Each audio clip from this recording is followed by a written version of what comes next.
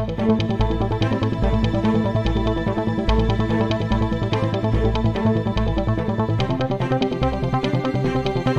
మాట్లాడడం జరుగుతుంది. ఇక్కడ డబుల్ బెడ్రూమ్లో గతంలో మన కలెక్టర్ గారు మను చౌదరి గారు రావడం జరిగింది. మా అందరికీ సంతోషమే. కానీ ఇక్కడ అట్టహాసంగా ఎలక్షన్ అనేది ఒకటి తీసుకురావడం జరిగింది.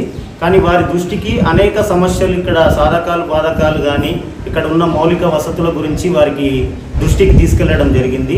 మెయిన్గా ఏంటంటే లిఫ్టుల సమస్య. లిఫ్ట్లలో డైలీ ఒక మొక్కల మట్టుకు వాటర్ అనేది ఊట రావడం జరిగింది.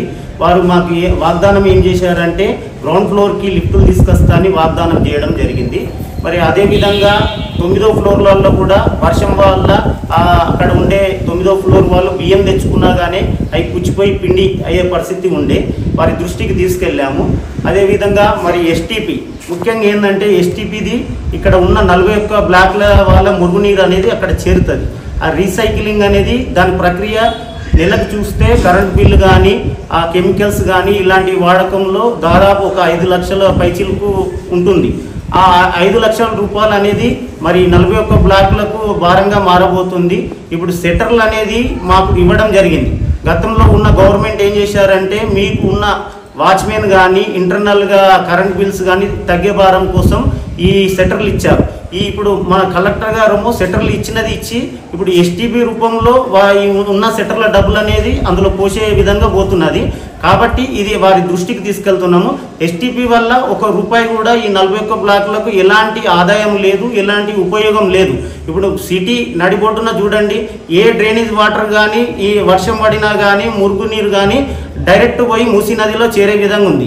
మా వెనుక కూడా ఆర్జీ కాలనీ వాళ్ళకు కూడా ఎస్టీపీ ఇచ్చారు కానీ ఎక్కడ కూడా వాళ్ళు ఉపయోగించింది లేదు. మరి ఇలాంటి ఆర్థిక భారాలు మాకు ఈ ఎలక్షన్ కూడా ప్రతి బ్లాక్లలో కూడా ఈ మెయింటెనెన్స్ రూపం అనేది ఎవరు కూడా చెప్పలేదు అకౌంట్స్. కాబట్టి ఇప్పుడు ఇక్కడ ఈ ఎస్టీపీని ఇస్తే రానున్న రోజుల్లో ఫేజ్ 1 కానీ ఫేజ్ 2 కానీ ఇక్కడ ఒక విద్య వాతావరణం జరిగే అవకాశం ఉంది. కాబట్టి ఈ 41 బ్లాకుల ప్రెసిడెంట్లు కానీ ఇప్పుడు తాత్కాలికంగా ఉన్న లీడర్స్ని కూర్చోబెట్టి గవర్నమెంట్ని మాకు అడ్రస్ చేస్తే ఇప్పుడు ఈ ఎస్టీపీ సమస్య కానీ అనేకమైన సమస్యలు ఉన్నాయి. ఇప్పుడు మాకు గతంలో కూడా జనరేటర్లు ఇస్తాని ఒక 5 జనరేటర్లు రిలీజ్ చేశారు, మిగతా జనరేటర్ కూడా రాలేదు.